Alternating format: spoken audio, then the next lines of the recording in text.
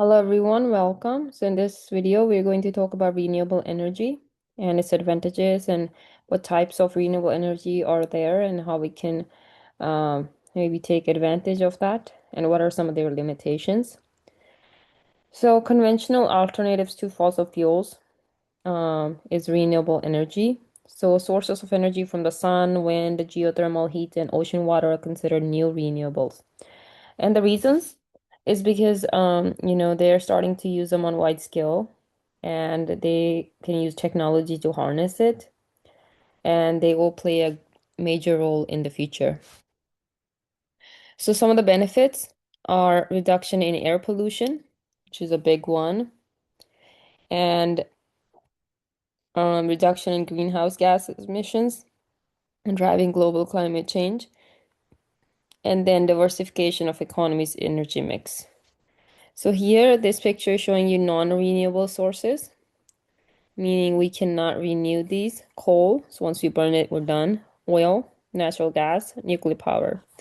Renewable sources, PV solar, geothermal energy, biomass, ocean energy, wind power. So all these are renewable, and we're starting to use more of that.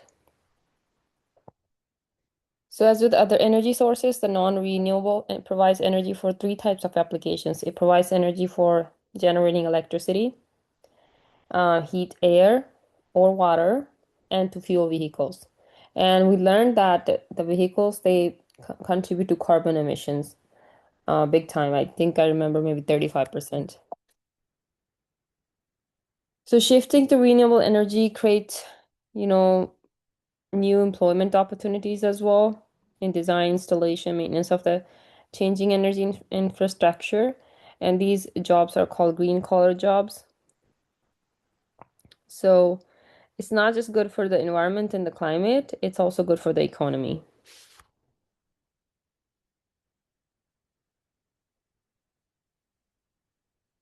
So then we have solar energy.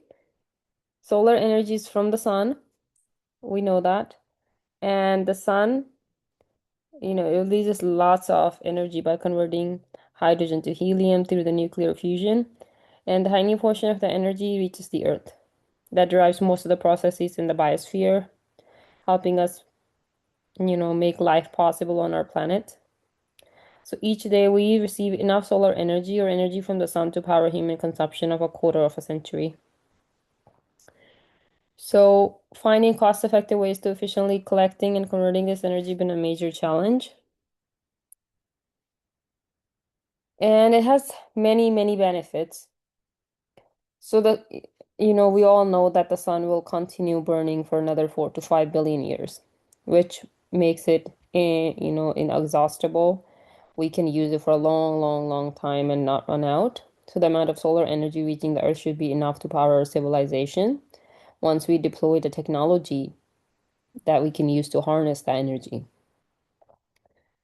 So it's not just that the solar energy provides advantages, it's the technology also provides benefit. So the technology doesn't use any fuel, um, and it's quiet, it doesn't create any noise pollution, it's safe, and it requires little to no maintenance. And it can produce energy for a long time. So solar system allows for a local decentralized control over power. So um there's no moving parts, so maintenance is no so little maintenance is required, and it creates green jobs. No greenhouse gases or other pollutants are emitted. So all these are benefits. Of course, there are some drawbacks, but one of the major advantages of solar power is over fossil fuels. The solar power doesn't emit greenhouse gases and other air pollutants, and I think that's really, really a big advantage. So solar energy currently has three main disadvantages, and all three working on it. They're trying to resolve it. So one is that not all regions receive equal sunlight. They're not all equally sunny. People in Seattle will find it more challenging to rely on solar energy than people in Phoenix or San Diego. So in this picture, um, you can see that is unequally distributed. As is showing solar radiation. That's Germany. This is Spain. So Germany receives less sunlight than Alaska, but Germany is still a world leader in solar energy. But you can see how it's unevenly distributed here. Second limitation is that solar energy is intermittent resource, meaning that power is only produced when the sun shines. So daily or seasonal variation in sunlight can limit standalone solar systems. If storage capacity in batteries or fuel cell is not adequate enough, or if its backup power is not available. So I don't know if you know about the Tesla batteries. So if you have a lot of solar systems for electricity or solar panels, and you can start storing that in the batteries. That way you do not use any energy from the PG&E at all. Third, so solar energy also has high upfront costs. If you try to purchase solar panels, they're very expensive. And installing equipment, so installations may be able to pay for themselves in 10 years of use. Another one I want to talk about is the cost. So that is a big drawback. A lot of people are not getting solar because it's expensive. It's helpful for the climate, but it's expensive. There has been some recent declines in the price and some improvements in the efficiency of solar technology. So in the future, maybe they'll reduce the cost even more and it'll be more effective as well. Wind power, so as the sun heats the atmosphere, it causes air to move, producing wind. So we can harness wind power. That's electricity generated by wind. And they do that using wind turbines, which is a mechanical uh, or a machine that converts the mechanical energy of wind into electrical energy. You've probably seen these around the highways. If you took 580, you can see a few there. So it turns the blade of a rotor, which it rotates machinery inside, and they have like a whole process for it. So wind turbines, they have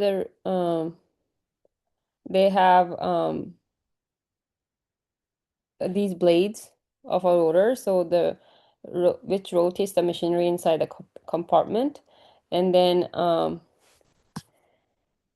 when they rotate back and forth in response to changes in the wind direction, the motor faces into the wind all the times. So wind speed highly influences the electricity generation. Doubling of wind velocity increases power output by 8 times. So there will be slight differences in wind speed or the power output because the energy content of wind increases. Sometimes the wind, is very high, or sometimes it's not as windy. So those are some things that can like vary. And then usually you see some turbines together, so they are often erected in groups. So this development is called wind farm. So this is how much um, of carbon dioxide, sulfur dioxide, nitrogen oxide, and mercury can prevent. So if it's been running for a year, I'm not gonna go through the numbers, but it can produce 20 times more energy than they consume. And it can also be easily scaled up by adding more turbines to an area of land. So it has benefits, but also has limitations. So just like solar power, it produces no emissions once the equipment is manufactured and installed. And as a replacement for fossil fuel combustion, it is beneficial. And wind turbines, um, they also have limitations, just like solar energy. So wind is an intermittent resource that we cannot directly control. We can't say we want the wind to run now. We want it. Do we stop being windy? And it's also it can be expensive as well. But geography of the landscape determines how much wind power is available. So just as the wind varies from time to time, it also varies from place to place. So global wind patterns combine with local topography, mountains, hills, water bodies, forests, cities to make some places windier than the others. So these are some maps to kind of show you that. Generating capacity from the wind, and this is annual average wind power.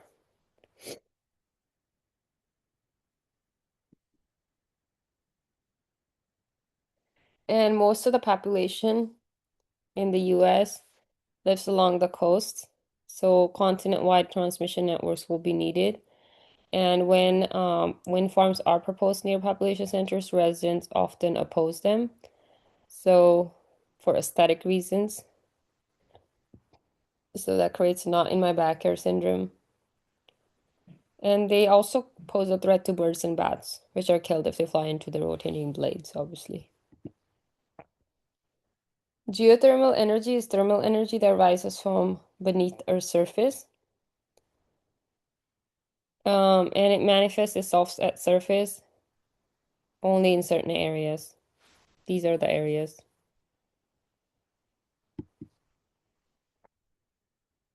We can harness this energy directly from the geysers at the surface, but most often wells must be drilled down hundreds or thousands of meters towards the heated groundwater. And then hot groundwater can be piped up and used directly for heating buildings or for industrial processes. So, geothermal power plants use heated underground water. So we can use it for heating and electricity pretty much. So you can either drill down a hole or you can use a geyser. And like everything else, it also has pros and cons. So all forms of geothermal energy, direct heating, electrical power, and ground source heat pumps can reduce emissions relative to fossil fuel combustion. So it's a benefit. And it is renewable because using it does not affect the amount of thermal energy produced underground. But however, not every geothermal power plant will be able to operate indefinitely. So it can be depleted if plants use heated water faster than it can be recharged. And the second reason it's not always renewable is that patterns of geothermal activity in Earth's crust shift naturally over time. So as a result, an area that produces hot groundwater now may not be always be able to do so. So again, it changes. It's not under our control. Um, Open ocean can also provide an energy source. So just as dams and rivers use flowing fish water to generate hydroelectric power, we can use kinetic energy from natural motion of ocean water to generate electrical power. So what they do is they use wave energy from motion of ocean waves that can be used to generate electricity. Um, so one example is snake-like energy converter, which floats up and down with the waves. So the machinery can help generate electricity from the waves. And wave energy is greatest on the open ocean, but transmitting that energy to the shore is expensive. So that would be a drawback because it can get costly to bring that energy back to the shore. Last thing I want to talk about are the hydrogen and fuel cells. They offer a promising avenue. Fuel cells are hydrogen batteries. So they would then use hydrogen to produce electricity to power vehicles, computers, cell phones, some maybe heating the home, etc. So hydrogen fuel produces no pollution.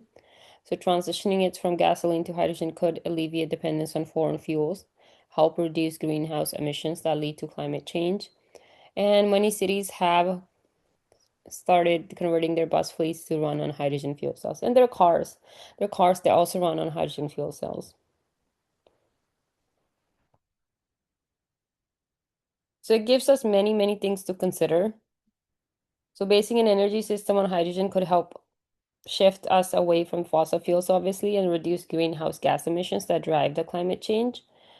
But whether producing hydrogen will cause pollution over its life cycle depends on the source of the electricity that's being used for the electrolysis, which is the process. So if coal is burned down to generate the electricity, the process will not reduce emission. However, if the electricity is produced with the using a clean energy source, then it will be helpful. So the cleanliness of hydrogen depends on the power source used to generate it. So hydrogen can be extracted from other molecules like methane at a lower energy cost, but with more pollution produced. So again, then it's not really helping with the climate. And then we will never run out of hydrogen because it's so abundant. And hydrogen can be clean and non-toxic to use depending on the source and the source of electricity for its extraction. One major drawback of the hydrogen is a lack of infrastructure to make use of it, and to convert nations such as Germany or United States to hydrogen would require massive and costly development of facilities to transport, store, and provide the fuel. Fuel cells are very energy efficient. So that's what I was just talking about.